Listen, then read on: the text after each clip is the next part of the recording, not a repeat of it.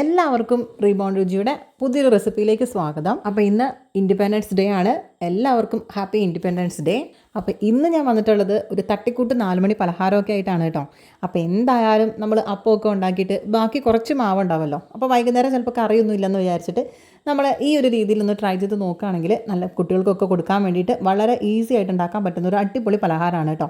അപ്പോൾ നമുക്ക് ഇതെങ്ങനെയാണ് റെഡിയാക്കി എടുക്കുന്നതെന്ന് നോക്കാം. അപ്പോൾ അതിന് മുൻപ് പുതുതായിട്ട് കാണുന്ന ആരെങ്കിലും ഉണ്ടെങ്കിൽ നിങ്ങൾക്ക് എൻ്റെ ചാനൽ ഇഷ്ടപ്പെടുവാണെങ്കിൽ ഒന്ന് സപ്പോർട്ട് ചെയ്യാൻ വേണ്ടിയിട്ട് മറക്കരുത് കേട്ടോ.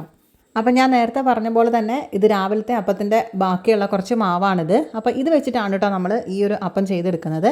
അപ്പോൾ ഇതാ കുറച്ചും കൂടെ നല്ലപോലെ ഒന്ന് പുളിച്ച് നല്ലപോലെ ഒന്ന് സെറ്റായി വന്നിട്ടുണ്ട് കേട്ടോ. അപ്പോൾ ഞാനിത് ഉച്ച വരെ ഫ്രിഡ്ജിൽ വെച്ചിട്ട് ഞാൻ കുറച്ച് നേരം ഒന്ന് എടുത്ത് പുറത്ത് വെച്ചതാണ്, ആ ഒരു തണുപ്പൊക്കെ ഒന്ന് മാറാൻ വേണ്ടിയിട്ട്.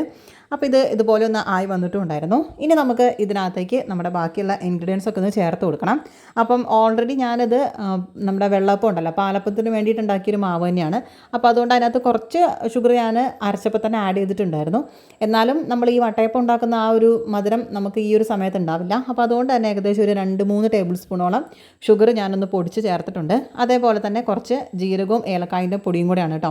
എന്നിട്ട് നമുക്ക് ഇത് രണ്ടും കൂടെ കൂടിയിട്ടൊന്ന് മിക്സ് ചെയ്തെടുക്കാം. അപ്പോൾ ഞാനത് ഷുഗർ പൊടിച്ച് ചേർത്തതെന്ന് വെച്ചിട്ടുണ്ടെങ്കിൽ നമ്മൾ ഒരുപാടിട്ട് മിക്സ് ചെയ്യുമ്പോഴത്തേക്ക് ആ പൊന്തി വന്നതൊക്കെ പോകണ്ടെന്ന് വിചാരിച്ചിട്ടാണ് കേട്ടോ. എന്നിട്ട് നമുക്ക് വളരെ കുറച്ച് മാത്രം ഒന്ന് പതുക്കെ ഒന്ന് മിക്സ് ചെയ്ത് എല്ലാം കൂടെ ഒന്ന് യോജിപ്പിച്ചെടുത്താൽ മാത്രം മതി. അല്ലാന്നുണ്ടെങ്കിൽ ചിലപ്പോൾ അതെല്ലാം കൂടെ പൊന്തി വരാതായി പോകും കേട്ടോ. അപ്പോൾ ഞാൻ ഈ ഒരു ബാറ്റർ റെഡിയാക്കിയത് പച്ചരിയും തേങ്ങയും പഞ്ചസാരയും അതേപോലെ തന്നെ കുറച്ച് ഈസ്റ്റും കൂടി ഇട്ട് പുളിപ്പിച്ചെടുത്തതാണ്.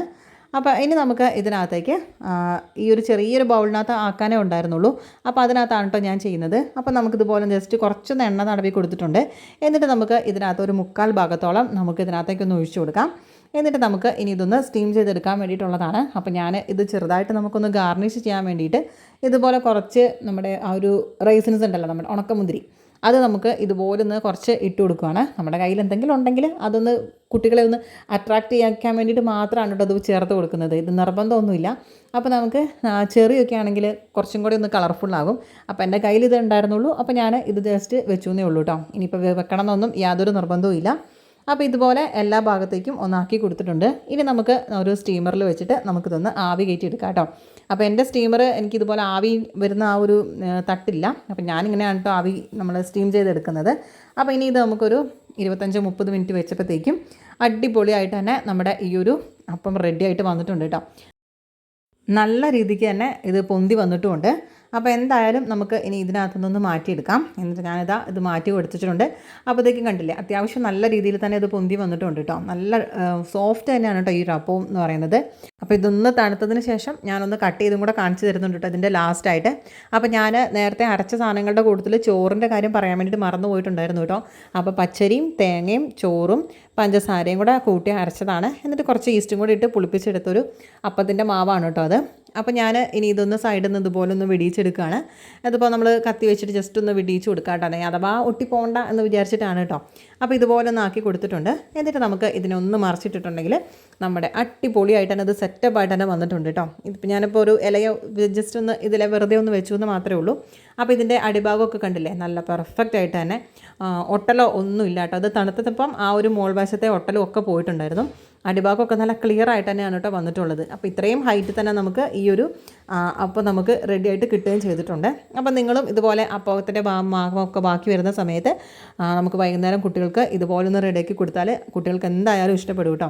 അപ്പോൾ രാവിലത്തെ കറിയൊക്കെ കഴിഞ്ഞ് പോയാൽ നമുക്ക് വൈകുന്നേരം ഇതുപോലെ ആക്കി കൊടുത്തിട്ടുണ്ടെങ്കിൽ ഒരു മടുപ്പില്ലാതെ മക്കൾക്ക് കഴിക്കാൻ പറ്റുകയും ചെയ്യും. അപ്പോൾ ഞാനിത് ഒരുപാട് തണുത്തിട്ടില്ല കേട്ടോ, അതിന് മുന്നേ ഞങ്ങളിത് കട്ട് ചെയ്യാണ്. അപ്പോൾ ഇത് കട്ട് ചെയ്തിട്ടുണ്ടെങ്കിൽ ഇതിൻ്റെ ഉൾഭാഗമൊക്കെ നല്ല ഒരു ഒട്ടലൊന്നും ഇല്ലാതെ തന്നെ നല്ല പെർഫെക്റ്റ് ആയിട്ട് തന്നെ നമ്മുടെ ഈ ഒരു അപ്പം റെഡി ആയിട്ട് വന്നിട്ടുണ്ട്. അപ്പോൾ നമ്മൾ സാധാരണ വട്ടയപ്പം ഉണ്ടാക്കുന്നതിനേക്കാളും നല്ല പെർഫെക്റ്റ് ആയിട്ട് തന്നെ ഈ ഒരു അപ്പം കിട്ടിയിട്ടുണ്ട് കേട്ടോ. ഇനി നമുക്ക് വേണമെന്നുണ്ടെങ്കിൽ ഈ ഒരു റെസിപ്പി തന്നെ വെച്ചിട്ടാണെങ്കിൽ നമുക്ക് ഡയറക്റ്റ് ആയിട്ട് തന്നെ നമ്മൾ അപ്പം ഒന്നും ഉണ്ടാക്കാതെ ഈ ഒരു വട്ടയപ്പം തന്നെ നമുക്ക് റെഡിയാക്കി എടുക്കുകയും ചെയ്യാം കേട്ടോ വേണമെങ്കിൽ. അപ്പോൾ ഈ ഒരു വീഡിയോ നിങ്ങൾക്ക് എല്ലാവർക്കും ഇഷ്ടപ്പെട്ടു എന്ന് വിചാരിക്കുന്നു. അപ്പോൾ ഇന്ന് ഇൻഡിപെൻഡൻസ് ഡേ ആണ്. എല്ലാവർക്കും ഹാപ്പി ഇൻഡിപെൻഡൻസ് ഡേ. പുതിയൊരു റെസിപ്പി ആയിട്ട് നമുക്ക് അടുത്ത് തന്നെ കാണാം. Thanks for watching. ബൈ.